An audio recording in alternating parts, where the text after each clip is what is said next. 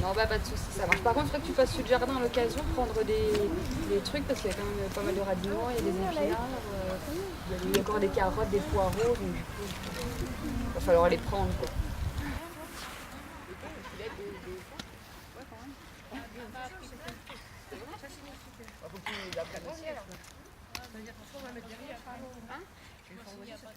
L'initiative du jardin, c'était parce que Vosgelis du coup voulait mettre en place des jardins sur Contrexéville, parce que ça se fait déjà sur Neufchâteau, et il trouvait que c'était un bon moyen de faire du lien, de relier toutes les personnes, qu'elles se rencontrent, que ce soit un vrai lieu de rencontre. Donc vu qu'il n'y en avait pas encore sur Contrexéville, ils avaient cette idée-là. Et nous, parallèlement donc, à l'agenda 21 sur Contrexéville, avec les élus qui avaient donc cette idée de l'écologie, de manger mieux, manger sainement. Et parallèlement, donc, on a rencontré, nous, un jeune qui faisait ses études dans l'agriculture biologique et qui avait un projet de mettre en place un jardin partagé. Donc c'est vraiment le croisement de ces trois acteurs qu'on fait que le jardin a été mis en place. L'objectif, c'était de recréer un lien social entre les gens du quartier sur une même activité, pouvoir partager quelque chose ensemble, comme c'est des gens qui se fréquentent tous les jours mais qui n'ont pas réellement de choses en commun.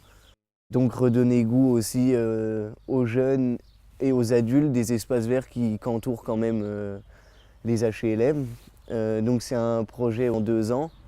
Donc on essaye de le faire grandir d'année en année, histoire de sensibiliser aussi les gens qu'il y a autour, puisqu'il a su se faire connaître quand même assez rapidement.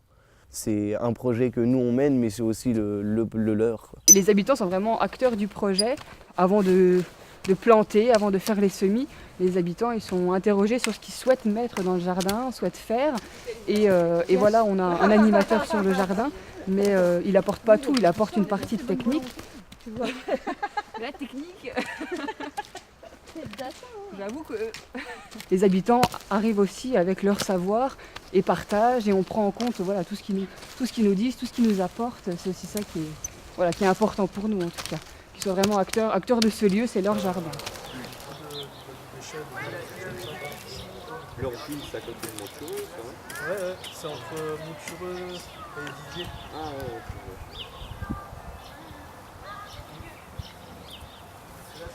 Par le biais du jardin partagé, il y a certaines activités qu'on fait aussi juste socialement en fait. Des pique-niques sur le jardin, les inaugurations, tout le monde est invité en fait. Et c'est avant tout pour le centre social, avant tout, même avant l'activité, le jardin, les choses là. La production, c'est surtout le lien social entre les gens du secteur, du quartier.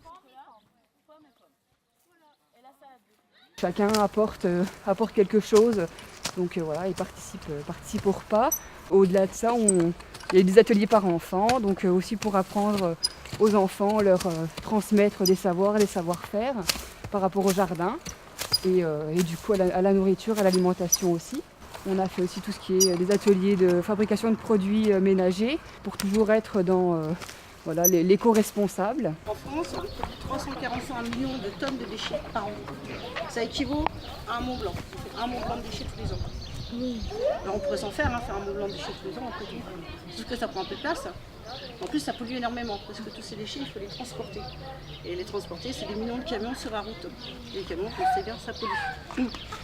Dans les Vosges, c'est 415 kg de déchets qui sont produits par an par Vosgien.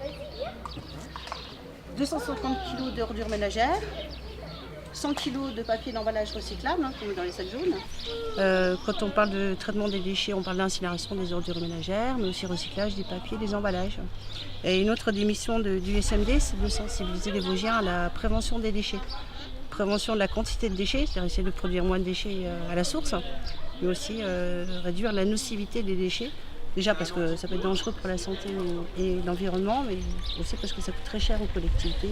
Alors si vous pouvez, mais du coup ça va être plus long à se dissoudre. C'est-à-dire que là il faudra le faire dans une casserole. Il faudra vraiment, parce que du coup ça vous fait des plus gros morceaux que les paillettes. Donc l'idée c'était de pouvoir fabriquer des produits ménagers avec les habitants, pouvoir les sensibiliser sur la nocivité des produits, sur le côté écologie, le côté économie, et le lien effectivement avec les déchets aussi, leur montrer qu'on peut faire ces produits soi-même en créant beaucoup moins de déchets.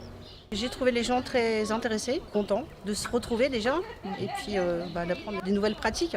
A priori, il y en a beaucoup qui vont continuer à fabriquer leurs propres produits, parce qu'ils y ont vu l'intérêt, et puis ça sentait bon. puis même de pouvoir échanger. Ils ont beaucoup échangé sur quelles pratiques ils ont, les habitudes qu'ils ont. Le vinaigre blanc, moi j'utilise pour ça aussi. C'est ça la richesse des ateliers comme ça collectifs.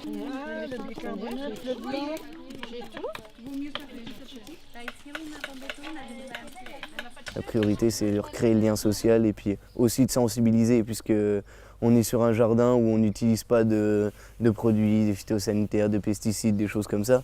C'est aussi pour apprendre aux gens, leur montrer que tout est encore possible sans utiliser les produits, quoi.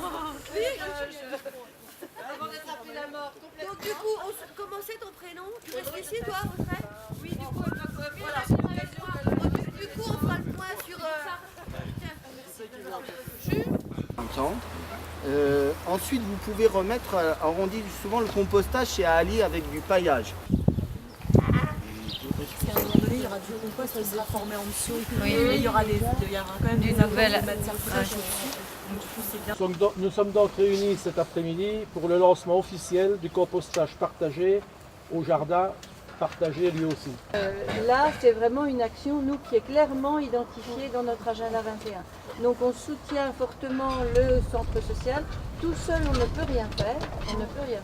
On a besoin d'acteurs locaux et d'acteurs de territoire pour mener à bien ces actions. Parce que c'est une mobilisation lente de la population, c'est d'autres habitudes, c'est la compréhension que les factures baissent si on trie mieux.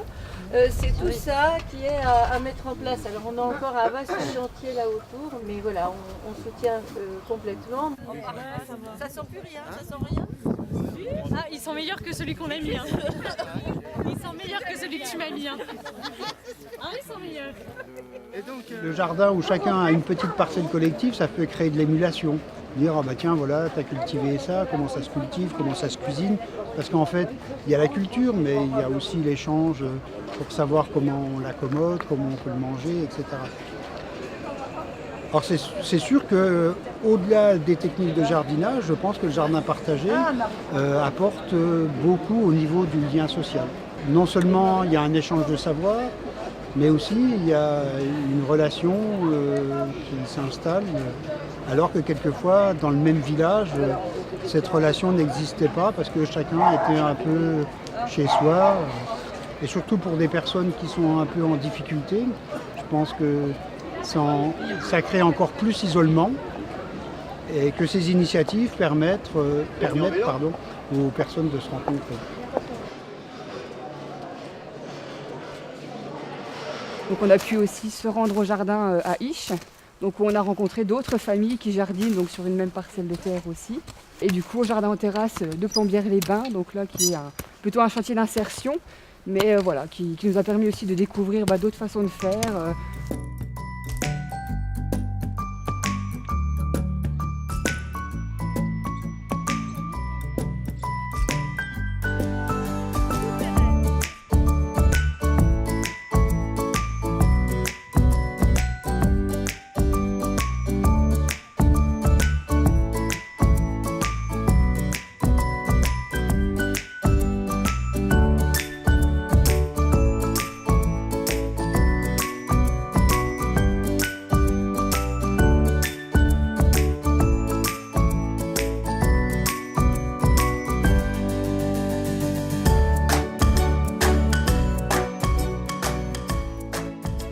Satisfait du projet.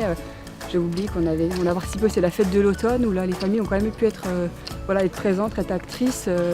Et puis c'était aussi une belle vitrine pour le jardin et pour beaucoup de personnes de Contrexéville qui ne connaissent pas, qui ne savent pas qu'il se passe ça. Donc ça c'était aussi très intéressant.